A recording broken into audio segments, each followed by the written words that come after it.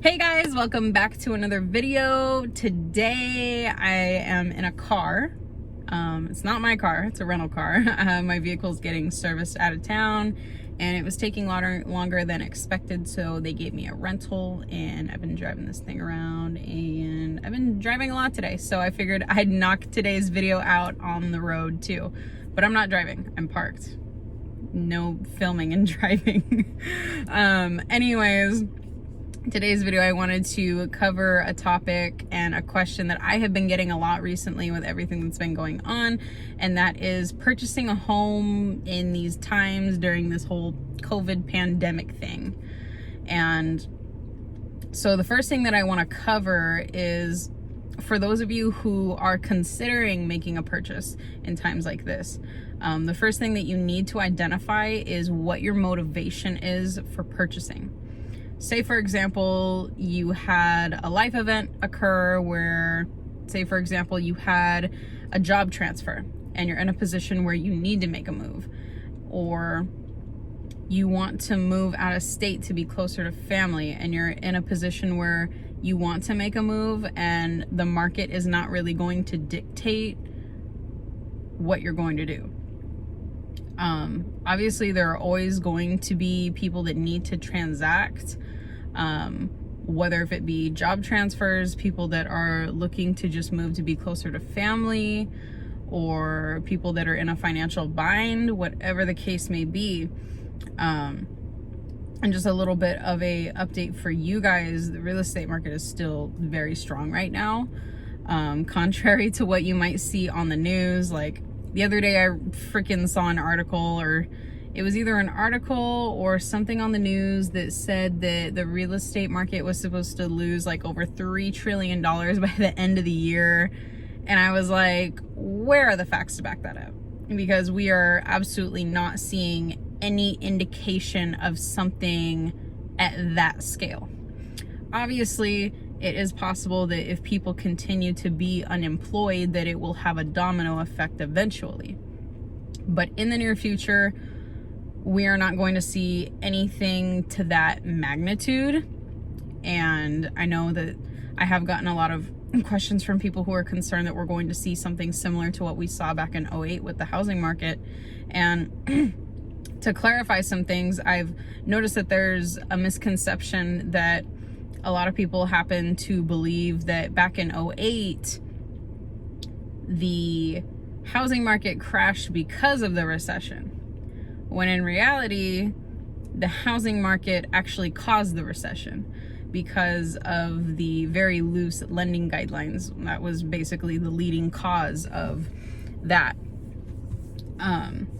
And just a lot of the things that we're seeing, we're not going to have anything to that magnitude. And again, if unemployment continues to go on at a higher scale, that it is possible we may see a small dip in pricing, but it's not going to be anything close to the magnitude that we saw back in 2008.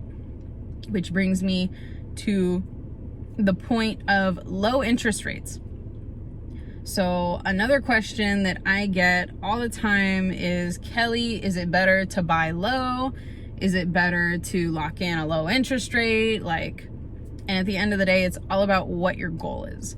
So say, for example, you're looking to make a move and this is like your dream home move, that you are going to be staying there for potentially the life of the loan of 30 years.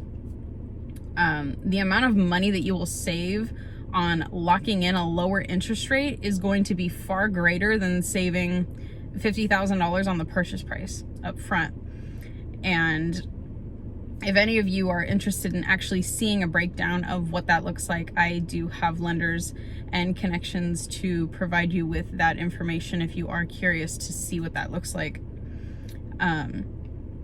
But if you are looking to secure a property long term and live there, it is always better to lock in a lower interest rate versus a lower price tag.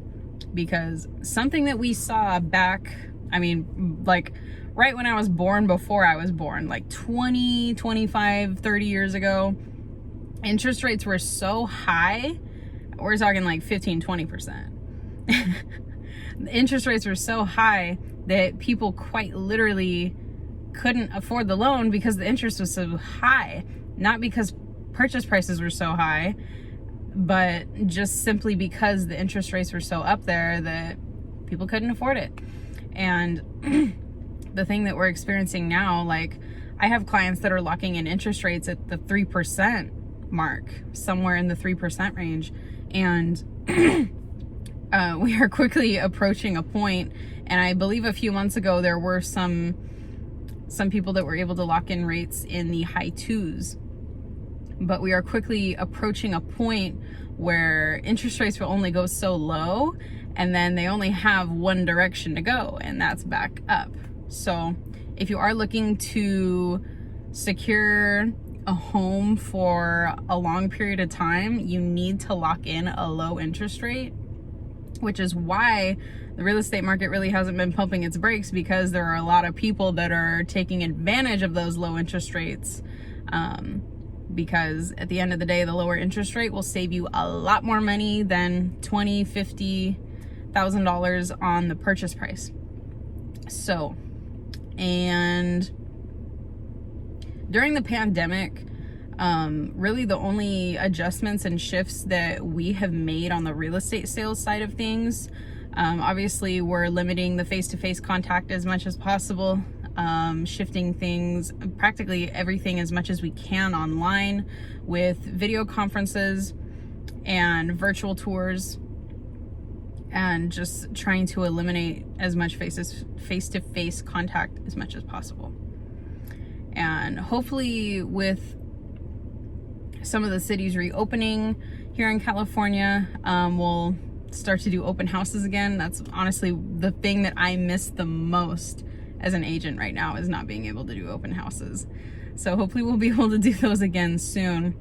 And I believe the showing ban that was in some of the bigger cities, I know LA was one of them, where there was a ban on showings and agents were literally not able to show properties to their clients. And I believe that has been lifted. But moving onward and upward, opening up the cities, and hopefully this will blow over soon. But the real estate market is still going very strong, you guys. And of course, anytime you're purchasing a home, lastly, but most importantly, is to hire a qualified agent to represent you. And especially if you are looking to purchase, fun fact, especially if you're a first-time home buyer and you've never gone through this process before, in order to get representation as a buyer, it actually does not cost you anything as far as commission, in order to hire an agent to represent you. So the seller in the transaction will take care of all of the buyer agent's commission. So essentially, unless there's like some transaction coordination fees or anything like that involved with the buyer agent or any other fees, they're practically working for free for you. So make sure if you are looking to buy that you hook up with the best in your area. And yeah, if you guys have any other questions, you know where to find me. I hope you guys have a great weekend, and I'll see you guys next time.